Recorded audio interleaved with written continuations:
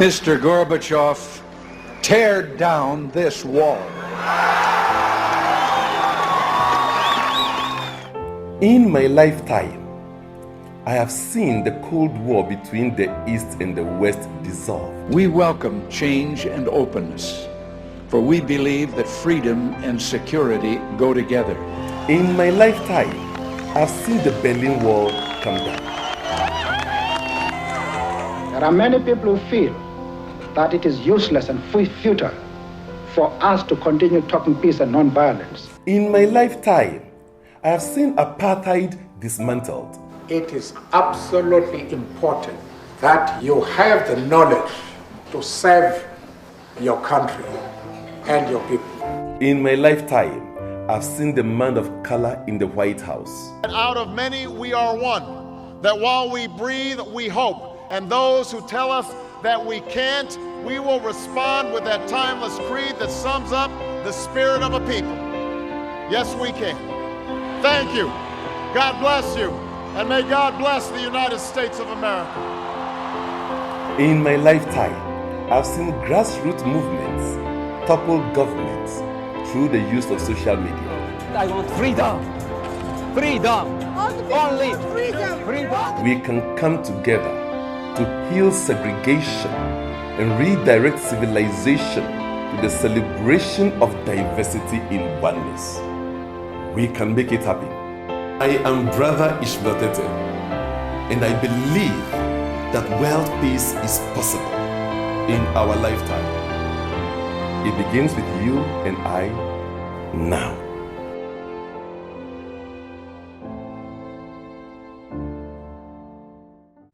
They gave us their boats. They had just one child. They gave us their boat to use. And so we took the boat, we crossed the river, and we killed I realized that Brother Ishmael had killed the son. What life is that? These people have given us all they could do. They are good people. This is not the kind of guru I want, no. I was so angry because, and they are old. I mean, these old people, who are they going to leave all their possessions for? Their son. And these people had toiled for years. And God graced them with one child, and you could just kill the child like that. He asked me not to ask him any questions. I said, okay. So on we go on the journey. We needed somewhere to sleep. And so we went to the chief's palace, because obviously when strangers come to new lands, they go to the chief. The chief welcomed us. He was so good, like our chief here. He was so good to us. He gave us somewhere to sleep. And this village I'm talking about, they were about to enter into a peace treaty with another village the next day. And as a symbol of the peace treaty, the chief would drink from a golden cup, and then the other chief from the other village would drink from that same cup, which means that the war has ended. When we were leaving the village, Brother Ishmael stole the cup. It means that there's no peace, isn't it? I was so angry because this is unlike God. To me, God must be only positive because I'm looking at it from my society. You can't steal. Thou shalt not steal. And so if you are stealing, it's not God. And this is not the kind of guru I want. He asked me to shut up and follow him. So we went to another location, a third destination. We're hungry. And there was this poor man, very thin, very lanky.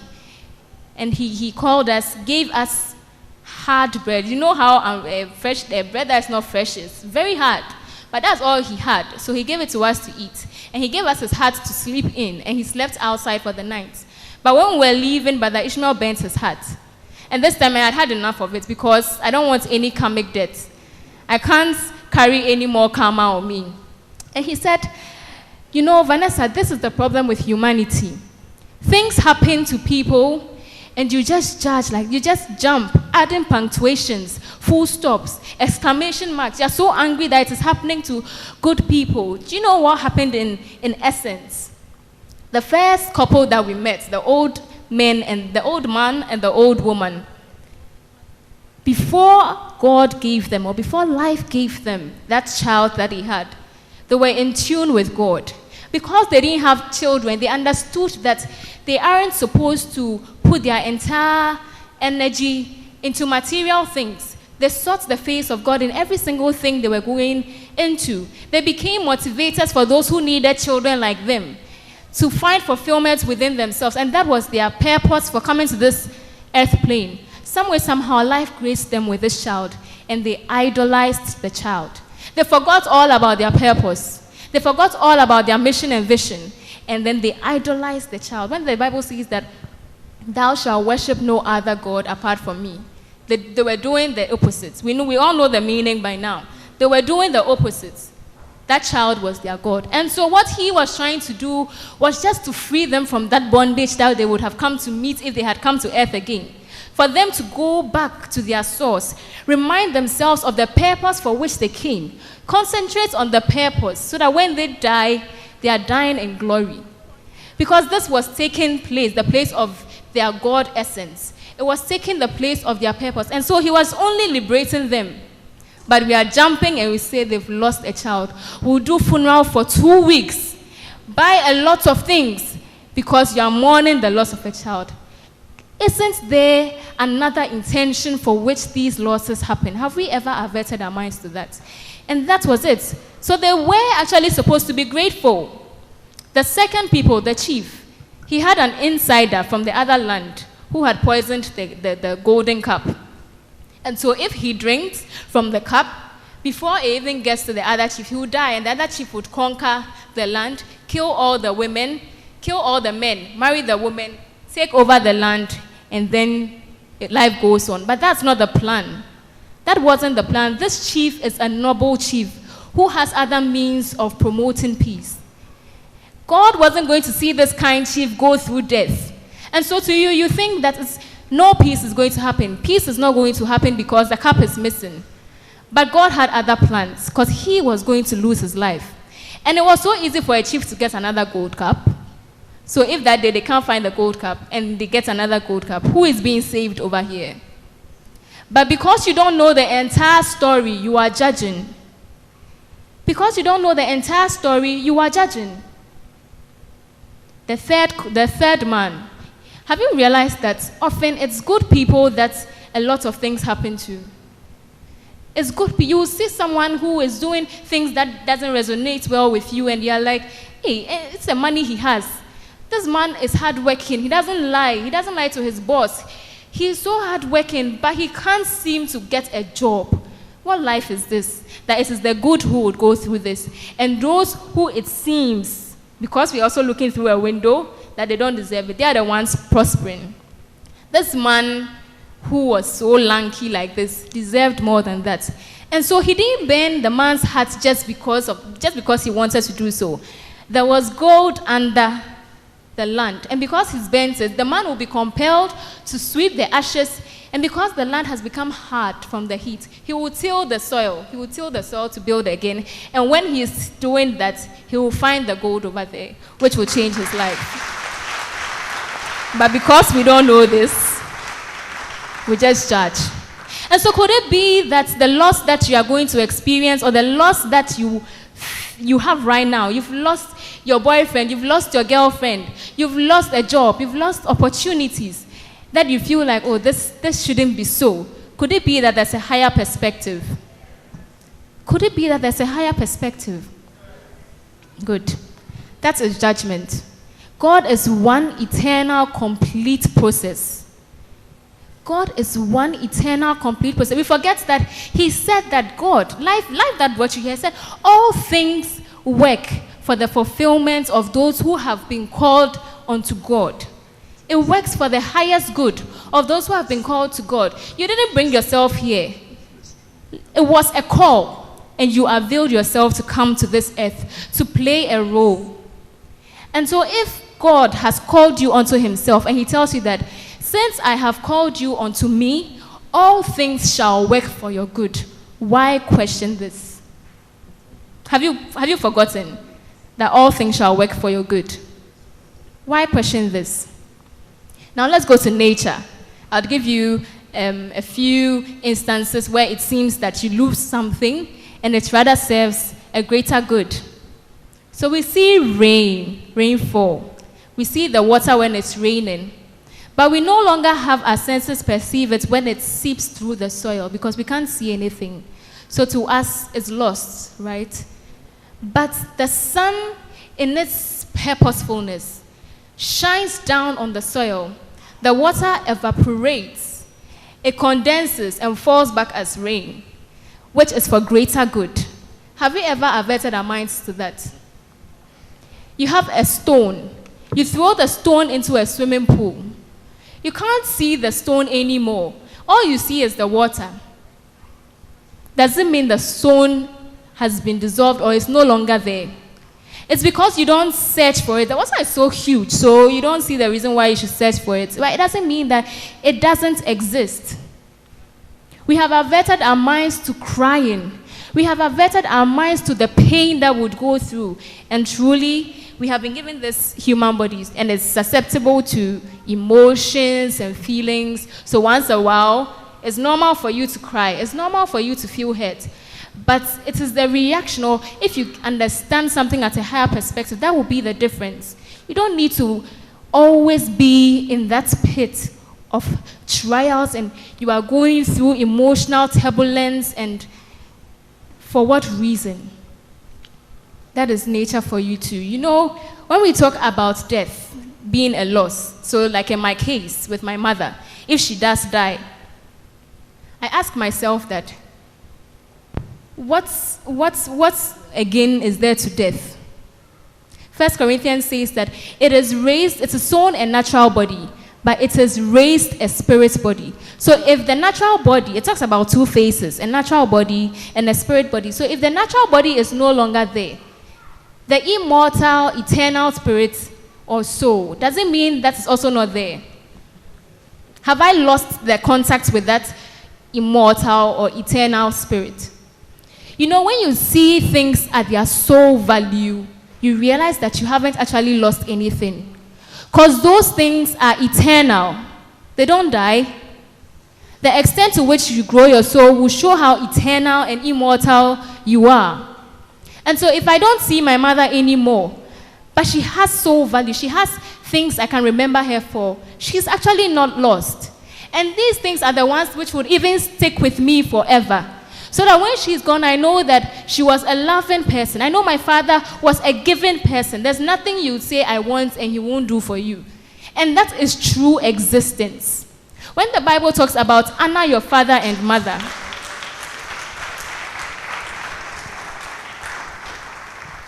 when the Bible talks about honor your father and mother, it only says that you grow their spirits in you. You decide to take their spirits and grow it in you. And you are prolonging their life because they are not the body you see. They are what you are choosing to grow. So the extent to which you grow it, you are prolonging their life and in turn your life as well. And so truly there is nothing that is lost in God. The pain that you are going through, I don't know. I don't know the extent to which you've lost money. I don't know how grave that you're feeling that pain, but there's always a lesson to be learned from it, and that is that event's soul value. That is that event's soul value. There's a saying, gone but not forgotten. We see them on the obituaries, gone but not forgotten. The person is gone physically, but you don't forget the person because of the legacy the person left or how the person made you feel. That is what you remember, and that is the true intention for which you went through that or you met that person. And so we need to see things at their soul value. So if you know that you've lost your husband, you know that I haven't lost anything because he taught me how to value myself as a woman.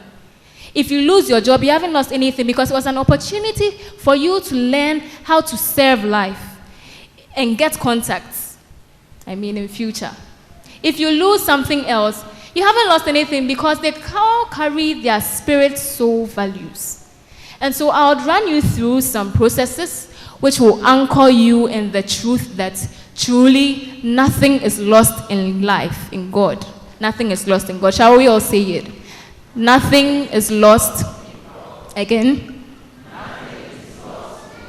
Say it with so much conviction that. Thank you. So let's go through a few processes which would help you stay stabilized in this truth. The first one I'll talk about is change. Change is inevitable. We all can't do anything about it. This universe knows how to maintain itself. How it chooses to maintain itself, we all can't do anything about it. Just like death, so far as you have this human body, you die someday. Change is inevitable. But you know, the thing about change is that change doesn't mean it is gone or what happened is gone. When you look at volcanoes, when they erupt, it's so disastrous. You lose so many things, and it just goes like that. Whatever is there in their way, it clears it. It's so painful to see your house gets destroyed as a result of that. But it is through volcanoes that new lands are formed. So could it be that it was only a transformation of something that we shall perceive as change? When you are boiling water, the water is liquid. But when it boils for a very long time and it evaporates, you lose it. You lose the liquid, what you can see. But it doesn't mean it is lost. Because when you condense it, you are still going to get the same water. So we should know that change is only a necessary process for transformation. It's only a necessary process for transformation. For that, we can't do anything about it. Losses are inevitable. In life, you would lose something, and it's only to teach you another thing. It's a transformational process. Just take it as that. So you recognize and appreciate this, and you are sure to know that, oh, I'm not supposed to mourn because it's normal, it happens, but what am I supposed to learn from it? So the first process is to recognize and appreciate the fact that change, like death, is inevitable. Losses are inevitable, but they are only a necessary process of transformation for greater good. The second step is to come to the awareness that you go beyond this physical existence. For me to really know the worth of my mother, I should know my own worth. So that if I know my worth, I can always be in line with hers. And that is the soul value I spoke about. So we'll use the tool absolute life processing, which is very simple. It says that a time comes when we call it death. When you realize that nothing in the entire universe belongs to you. Not your job, not your mother, not your money, not the businesses that you feel you've worked for, except what you are. What are you? You see, this statement brings you to the appreciation and awareness that you must exist beyond this body. And for you to exist beyond this body means that you are living a legacy that would also help 1 million people when you are even gone. It's okay if you don't feel that worth, you don't have that worth right now, because truly there's actually nothing lost in God. You know, when a seed is not viable, when a seed cannot grow or germinate, in as much as it can be a mighty tree, it serves as manure for the forest. So it's actually not lost. I'm not saying that you shouldn't have soul values. You know, I'm not saying you shouldn't have soul values. But don't worry, take time. Today, when you're going to sleep, take time before you sleep and ask yourself, a time comes, we call it death. When you realize that nothing in this entire universe belongs to you except what you are. Boifio, who are you? Who can someone say that this is Boifio, that even though she's gone, I can grow her spirit in me and honor her? And when you honor someone, you realize that nothing is lost. Because you come to their true existence, their living existence. It's the same for events. When you lose your job, when you lose any other opportunity, ask yourself, what exactly is the intention for this loss, aside what I choose to see? Absolute life process. And it's only in Ethereum mission that you get this form of liberation. Shall we give it up? Okay. The third process, the final process, which, you know, absolute life processing is in line with spiritual persona. those of us who are here and are new, spiritual persona is basically identifying the spirit and virtues of God that you are. You know, we're created in the image and likeness of God. And so the values of God are in us. And we operate at a certain level. It might be I'm a loving spirit, and that is higher than maybe an intelligent spirit, even though I'm coded with that DNA. And so you identify who and what you are as spirits. If you want to know more, we are going to organize the Soul Purpose Workshop very soon, so you can join, and then you'd be enlightened on that. The third thing I would want you to know is that this life is a life of abundance. This universe is a universe of abundance. Nobody can tell me that the air has gotten finished before. Nobody can tell me that the earth we are walking on will finish in 2020. Nobody can tell me that the waters will stop flowing and the beach, the ocean will dry up by 2036 if we don't stop this. It's a universe of abundance. And so the moment you feel that you are losing something, know that it will fill it. This life or universe abhors vacuum. The only way you can breathe in fresh air is if you bring out what you have already breathed in. So you are losing your breath to gain fresh breath. So the moment it seems that you are losing something, all hope is lost. All hope is lost. You can't see anything. You are in that state of darkness, of despair, like the way I was when I was running, how I would feel when my mother dies. Just know that it's an opportunity for new and fresh transformational growth. Know that this universe will always work for your highest good, so you are not to worry. So these are the three basic, simple things I want you to know. The first is the fact that change is inevitable. The second is the fact that, who can remember? Yes, absolute life processing. And then the third is the fact that this universe is one of abundance. If you lose your husband, it's okay. If you lose your wife, it's okay. You've learned from her. It's time to go and expand the love you are and complement some other person. If you lose your job, it's okay. It's time for you to move on and go and tap into greater wisdom somewhere else, which will help you in the long run. Good. And so I'll conclude this session. I wish I could go on. I like talking, but I have just a few more minutes. So I'll conclude this sermon by saying that God didn't bring you here to suffer. It's not life intention that you suffer. The person who thinks he's here to suffer doesn't know God.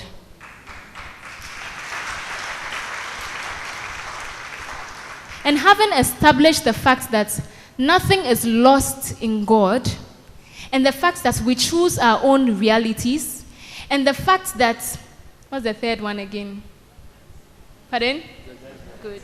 So judgment. The fact that we would now have that single vision, which would make our body full of light, you know that nothing is truly lost in God. Because it's normal. It's actually normal to feel pain. Like I always say, or Benedictus once said, no matter how prepared you are for a car to hit you, you would rehearse so many times. You would wear shoulder pads. You wear knee pads. You wear a suit which can protect you, yes, protect you. When the car hits you, you will feel pain. But the only difference is that you now have that preparation. The only difference is your reaction to that hit, because you know that I am in for this. And so that is what life wants you to know today, that through this message, even when you lose something, because of the power of this message and because of the wisdom and impartation that you have chosen to take, you are going to react in a different way. Because you are no longer going to react like someone who doesn't have this truth or knowledge. But He has given this to you so that you will be prepared when the car comes to hit you. Remember that in everything, give thanks. In everything, give thanks. Thank you so much for listening. God bless you.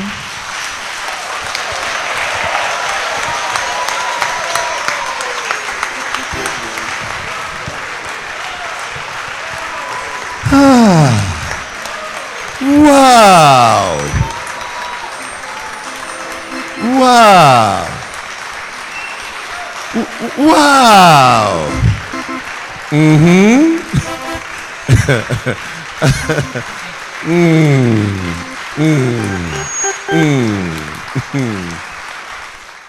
Ethereum Mission, we are not church Christians.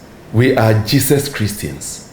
In fact, I find it so strange that people go to church which is supposed to teach them spirituality, and there's no spirituality teaching in the churches.